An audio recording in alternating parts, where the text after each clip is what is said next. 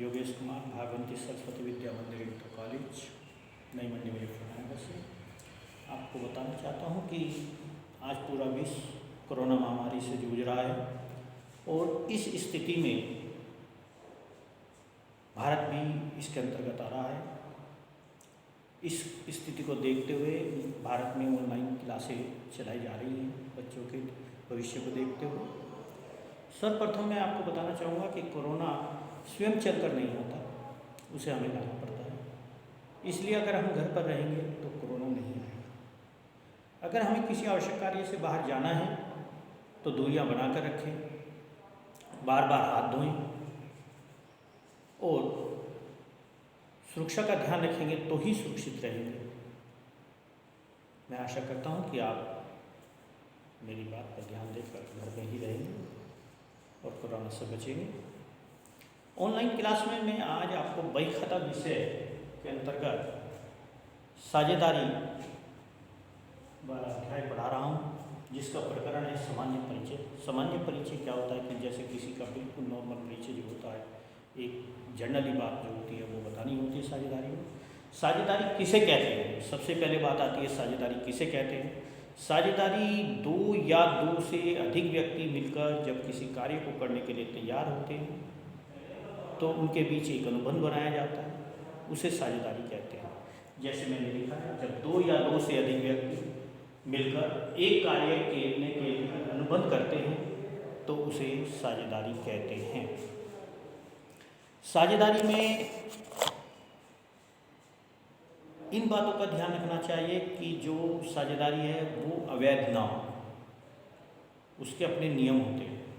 साझेदारी अधिनियम 1932 के अंतर्गत साझेदारी का निर्माण होता है। साझेदारी में रजिस्ट्रेशन कराना अनिवार्य नहीं होता, अनुबंध अनिवार्य होता है। अनुबंध के अभाव में साझेदारी नहीं मानी जाती। अगर अनुबंध नहीं भी किया जाता है तो हमें जो साझेदारी अधिनियम 1932 है उसके अधिनियमों को पालन करना पड़ेगा।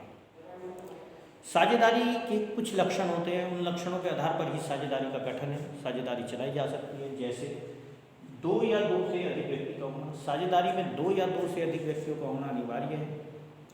इन दो या दो से अधिक व्यक्तियों का मतलब है कि कम से कम दो और अधिक से अधिक। सामान्य साझेदारी में 20 सदस्य हो सकते हैं, जबकि बैंकिंग साझेदारी में अधिकतम 10 सदस्य हो सकते हैं।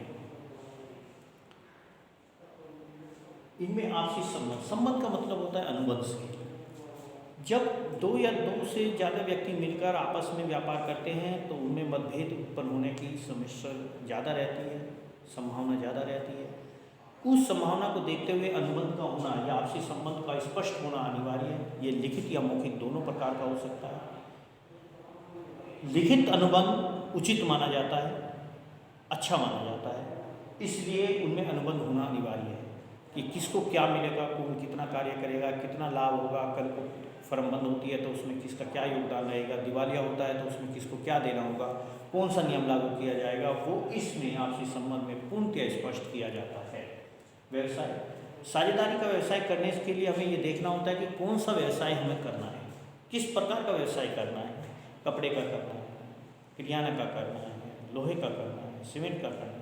उन सब का उल्लेख इस व्यवसाय वाले जो हमारा लक्षण है इसमें पूर्णतः स्पष्ट हो जाना चाहिए, ताकि भविष्य में कोई विवाद या उसको हम आगे चला सकें। लाभ वितरण, साझेदारों में आपस में लाभ का वितरण किस प्रकार किया जाएगा, क्या अनुपात होगा, पूंजी अनुपात होगा या बराबर का अनुपात होगा या विभिन्न अनुपात होंगे, उसका वर्णन भी होना चाहिए। यदि साझेदारी में कोई अनुबंध नहीं होता, लाभ का वितरण के बारे में कुछ नहीं कहा जाता या कोई अनुबंध या मौखिक या लिखित नहीं हुआ है तो उसके अभाव में साझेदारों में लाभ हानि बराबर बांटा जाता है। ये साझेदारी अधिनियम 1932 के अनुसार बांटा जाएगा। संचालन, प्रत्येक साझेदार को क्या क्या कार्य करना है, किसको कितना कार्य करना है, कौन सा कार्य कौन देखेगा, इसे संचालन कहते हैं। पूरी फर्म साझेदारी को कौन चलाएगा, संचालन का मतलब होता है पूरी साझेदारी में सबसे मुख्य कार्य कौन देखेगा। उस व्यक्ति में सभी साझेदार हो सकते हैं या कोई उनमें से द्वारा चुना गया एक व्यक्ति भी संचालन कर सकता है। ये साझेदारी में संचालन का महत्व है। जो जानकारी मैंने साझेदारी के बारे में आपको दी है, मैं समझता हूँ कि आप उससे संतुष्ट होंगे। धन्यवाद।